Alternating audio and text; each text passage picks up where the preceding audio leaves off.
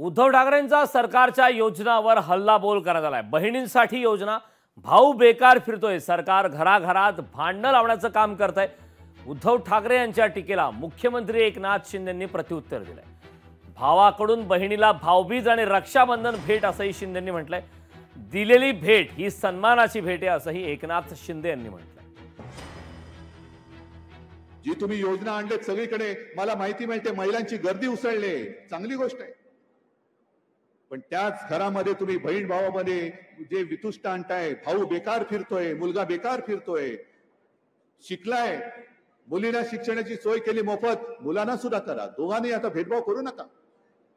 अरे तुम्ही राजकारणामध्ये घर फोडणारी माणसात आमचं घर फोडलं, आमचं कुटुंब फोडायचा प्रयत्न करताय, पक्ष फोडलात, पवारांचं कुटुंब फोडलात, आता जनतेची कुटुंब फोडताय तुम्ही।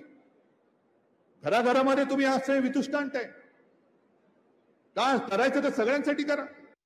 महिला भगिनींना आम्ही जे 15,500 रुपये महिन्याला, 18,000 रुपये वर्षाला, 3 सिलेंडर मोफत हे जे दिलेलं आहे ते एक भावाकडून बहिणीला एक भाऊबीज आहे, रक्षाबंधन भेट आहे, ही दिलेली सन्मानाची भेट आहे। त्यामुळे तुम्ही तर काय दिलं नाही, कधी देण्याचा प्रयत्न केला नाही, तुमची तर देण्याची दानत नाही, पण आमच्या सरकारची दानत आहे, देणारं आहे, आमच्या बहिणीला दिलं आहे आणि आम्ही सर्व प्रोव्हिजन करून ठेवलेली आहे।